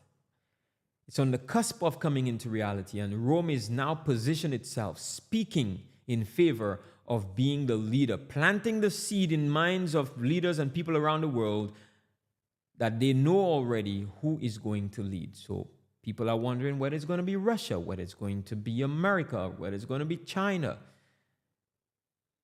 But now we're beginning to see it may actually be Rome, because Bible prophecy states that it will be. Roman Catholic Christine Lagarde, director of the International Monetary Fund, said on October 3rd, 2013, that the answer to burgeoning debt-based currencies was to repudiate public debt, inflate away money, and or transfer wealth to the governments, even private equities. Then she said consumption taxes should be increased to mobilize domestic revenue. Her recommendations came from the playbook of Catholic social doctrine, which despises capitalism. Yes, pushing the Catholic social doctrine, socialism. So the G20 met on April 11, 2014 and pressed Lagarde to implement her agenda by the end of the year. Easter of 2014, Pope Francis asked the world to deal with hunger, the poor, war, and call for a new economic world order. That new economic world order, we are at the end of its implementation. The last piece remaining is to implement the digital currencies. Yes, we're nearing there. The Bible tells us in Daniel chapter 11, verse 43, but he, king of the north or papacy, whichever one you believe, but that power shall have the power over the treasures of gold and silver and over all the precious things of Egypt, which represents a sinful world. So that entity, which is going to be the leader of that global or new world order, is going to have control over the wealth of the world and how to distribute that wealth of the world. Revelation 18 talks about the merchants and the kings of the earth that would form a coalition with that power, that beast power of Revelation. A coalition of the papacy with the 10 great divisions of the world will soon be realized. It will exercise geopolitical world control. Rome will claim a right to reorganize or organize the whole human race by whatever means necessary to participate in its divine vision. And this is from Richard Bennett, a former Jesuit priest. Don't take it from me. If there's one person you should probably take it from, is a Jesuit priest, a former Jesuit priest, who is warning you about that coalition, telling you that the papacy, with the 10 great divisions that we just saw in the maps that I've shown you in part 1 and recently in this episode, the Pope's plan in organizing, it's a PDF, and I advise most persons to read this PDF. It's intriguing. Intriguing is the prophetic message in Revelation 17, where that coalition functions through sharing the wine that God defines as a fornicating relationship. A harlot, an apostate church, offers her false doctrine, not just to denominations, but to the political world, that they will buy into it. And not just the political world, but the merchants of the world as well. So, point number 1 we need to look at. With whom the harlot, the kings of the earth, have committed fornication. Revelation 17, verse 2. The woman reigns over the kings of the earth. Revelation chapter 17, verse 8. And she rides the beast. Point number 3, the kings of the earth have committed fornication with the harlot. They have formed a coalition. The 10 kings, they formed a coalition and they fornicated with the harlot. Revelation 18, verse 3. Point number 4, the kings of the earth who have committed fornication and live deliciously with her. Deliciously means you are well fed. So the riches, using socialism or Marxism, or fascism, if you want to put it that way, basically bringing about equal wealth and having the kings of the earth to benefit from that wealth. And while the citizens will get wealth, but not as much as those kings that have given power and have helped these 10 divisions to join together with Rome and to give power over to Rome. So the wealth will be shared among all of them. Verse 5, and I saw the beast and the kings of the earth and their armies gathered together to make war against him that sat on the horse and against his army. These individuals, the kings of the earth, of the 10 divisions, the armies, the police state that they have, they gathered to make war against him that sat on the horse and against his army. The only threat to that plan, to that new world order that they have, they know very well that the only threat there is going to be Jesus. And they will wage war against Jesus and his church. They will wage war. But what they did not anticipate is the 7 last plagues, which will come to destroy all that they have achieved and all that they have built. It will not last for long. So what is that wine that bonds them together? It is that rebellion against God's authority, his law, and everlasting covenant. It is a false dogma. That again is the abomination that Daniel speaks of. When they would have set up the abomination that maketh desolate. That unfaithfulness will be linked to the first and fourth commandment, which addresses all three: the Trinity doctrine and Sunday worship. These two changed pagan Rome into papal Rome and caused the Dark Ages. It will again be used to bring about papal rule in the last days, and it has already done so. It has destroyed the Protestant movement. It has brought an end to the Reformation, the Protestant movement, at least by the major denominations, not by me and not by the people who believe the truth of the Bible. But the organized denominations, it has brought an end to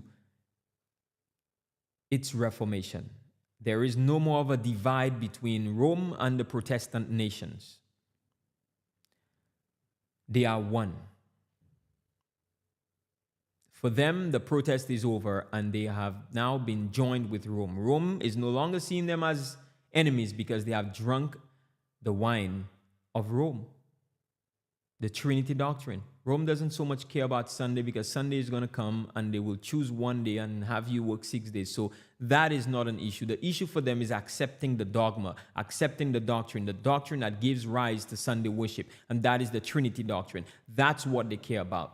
And if anybody rejects the Trinity doctrine, they will pay dearly. And so they have to get the denominations on board to accept the Trinity. And all major denominations have accepted the Trinity doctrine. Hence, it has brought an end to the Protestants.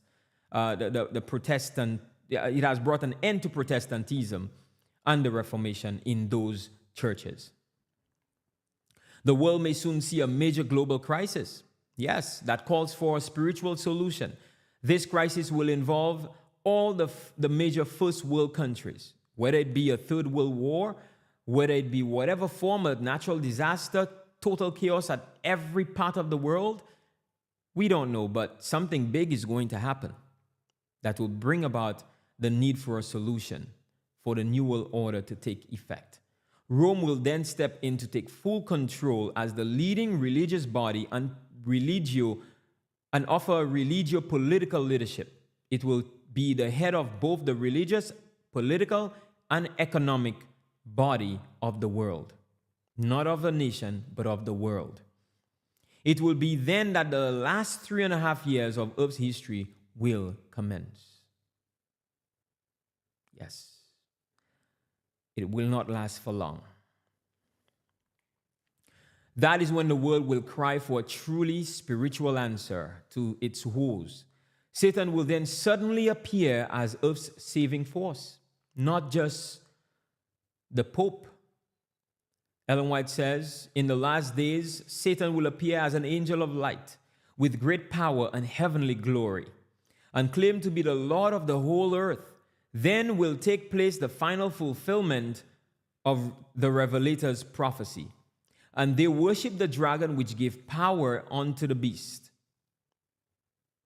There's a difference between the dragon and the beast. The dragon represents Satan. The beast is the vessel or the church or the power that it uses to enforce the dragon's laws or the dragon's doctrines or the dragon's plan.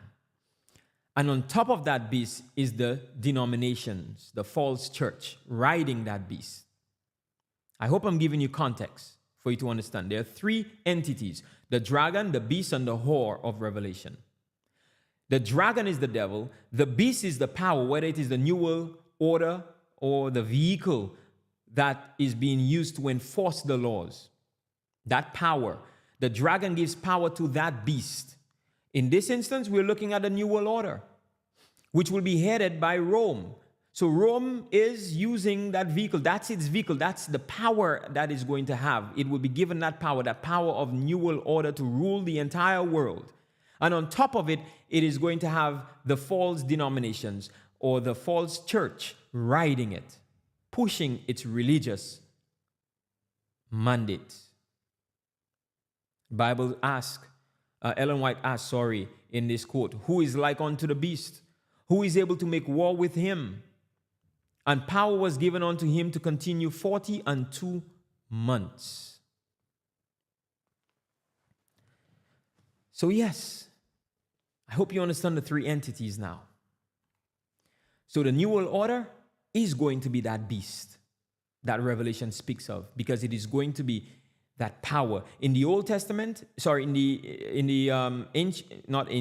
the Dark Ages, Rome was centralized, its power was centralized to Rome. But in this era, in these last days, Rome's power is not going to be centralized in Rome or the Vatican. It is going to be a global power. So that beast that has the power, no one can come up against it. Speaking there of Ellen White, that no one is able to make war with him. That beast, who is like unto that beast, it is going to be the New World Order. That New World Order is the power, is the beast that Rome will be riding, that the false church will be riding. And the devil would have given power to that New World Order, and no one is able to stand against that New World Order. That's the beast of Revelation.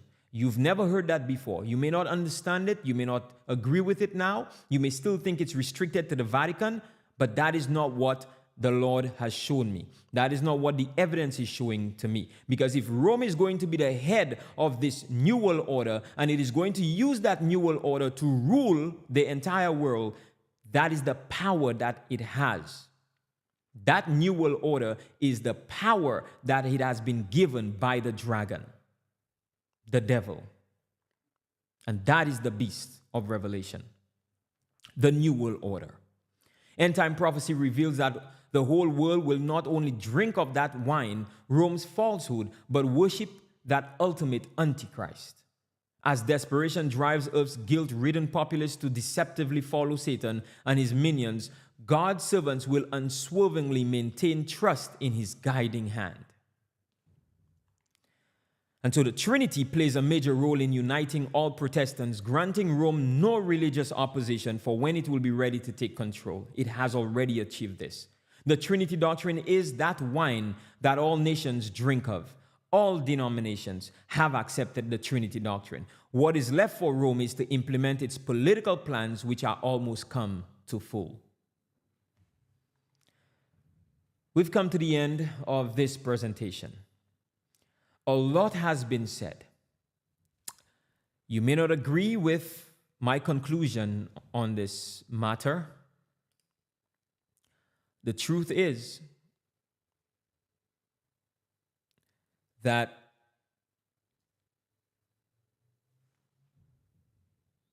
power will be given to the beast to rule.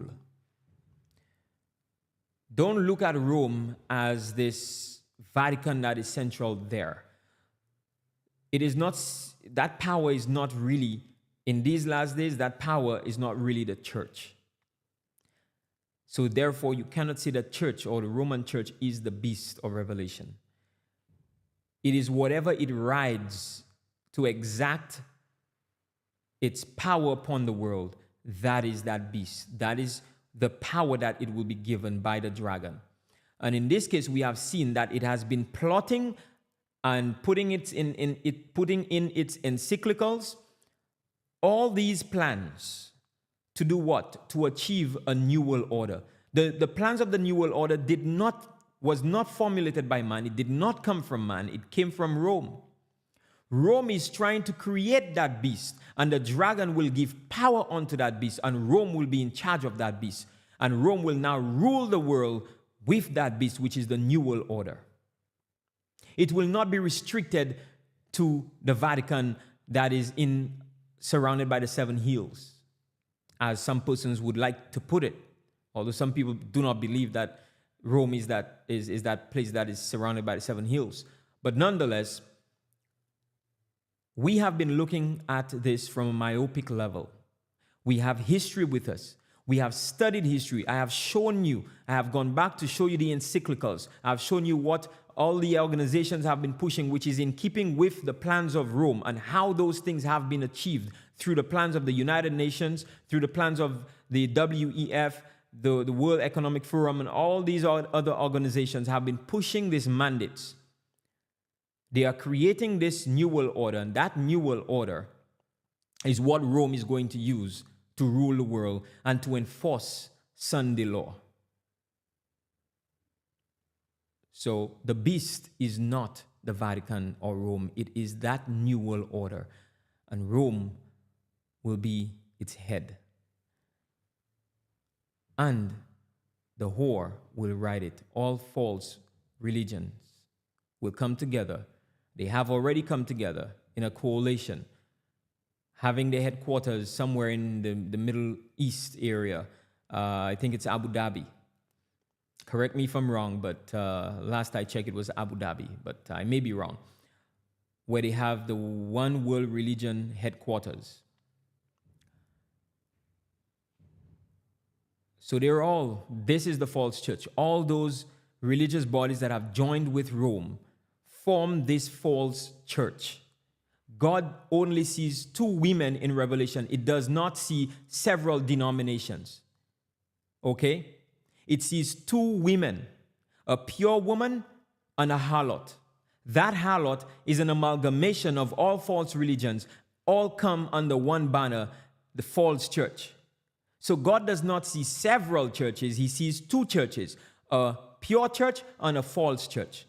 So don't just look at Rome as this false church. Some people tell you Rome is Babylon. No. Babylon is an entity, an amalgamation of all religion that have drunk the wine or the false doctrines of Rome. And they all come together in one unity and one body. They have one mind, and therefore they are referred to as Babylon.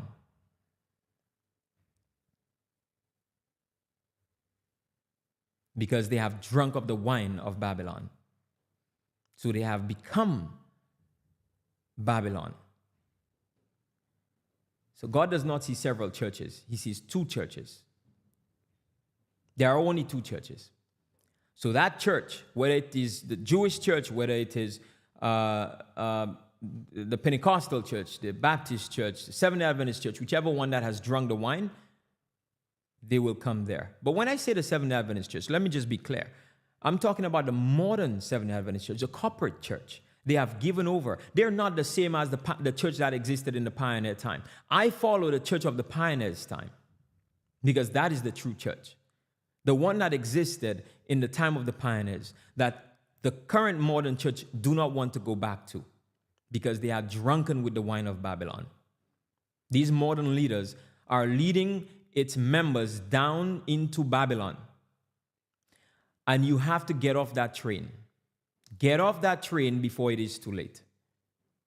Because if you don't get off that train, you will find yourself in Babylon and it will be very difficult to come out. Now that you have time, before all of these things come to a reality, you now have the time to be able to come out now. See, God's church is not restricted to having your names written in a church registry or church membership book. God's church is his pure church, and they are members wherever they are. Wherever you meet, you are part of God's church, because what makes you part of God's church is to worship the one true God, the true God of the Bible.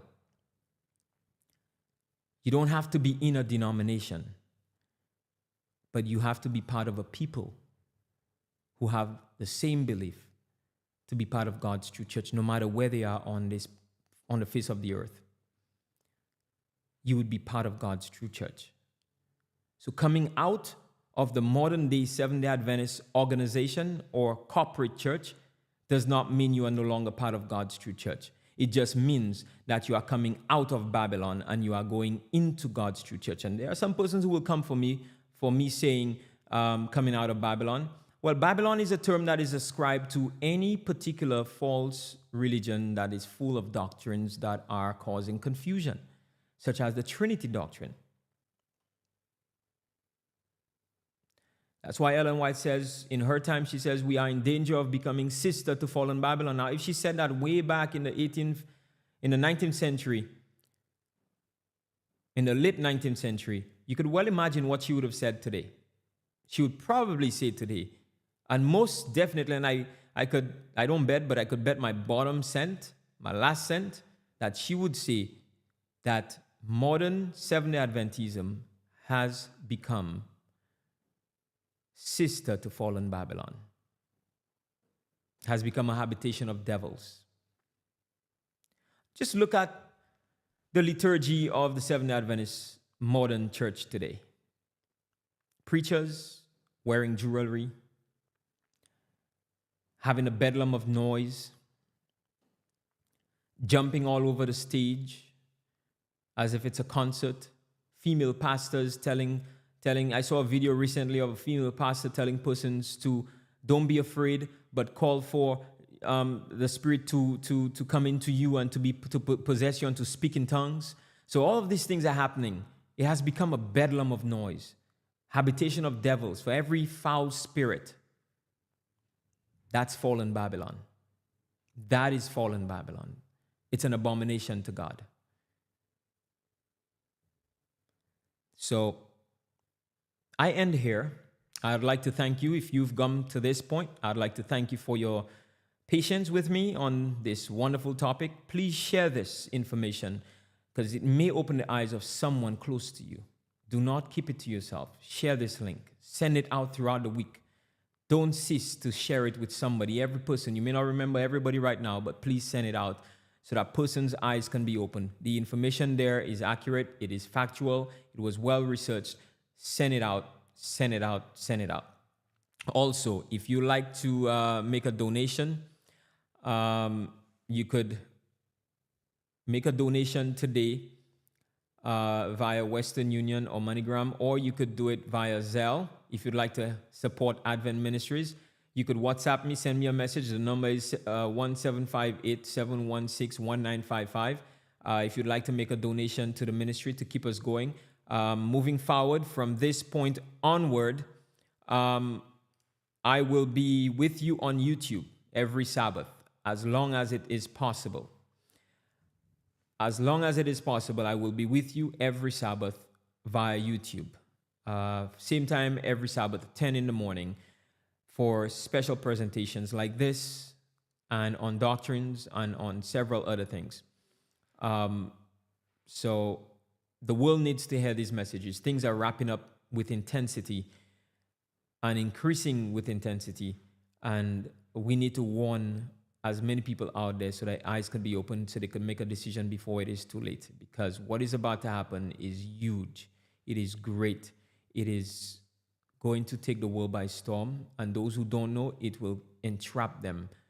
But we need to reach them ASAP. And to do that, I need your help.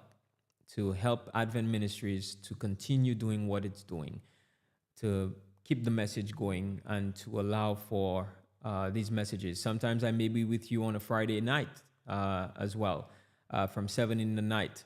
And most times, well, from now on, like I said, I'll be with you Sabbath morning moving forward. And I also will be producing documentaries that I will share with you as a series as well.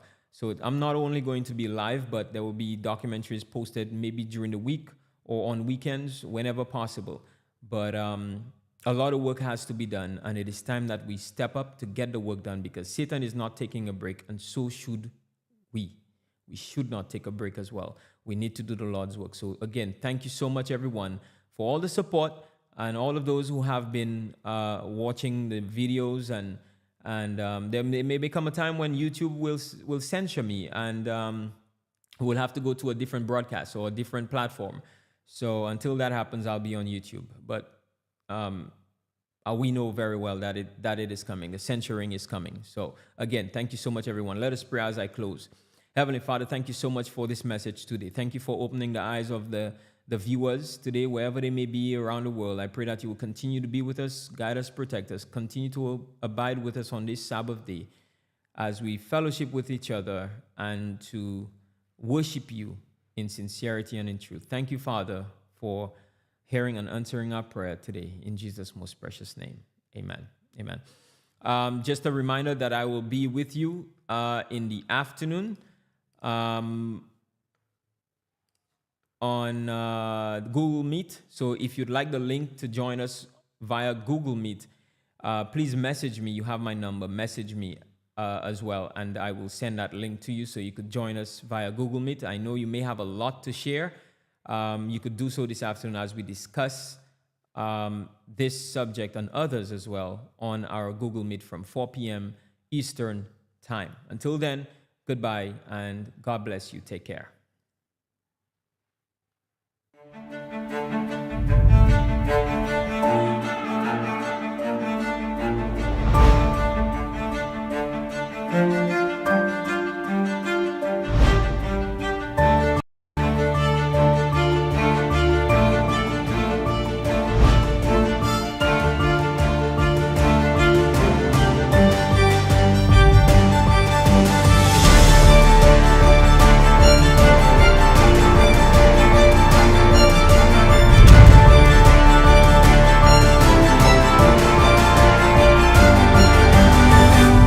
Welcome to The Unpopular Truth with presenter Elijah Anatole.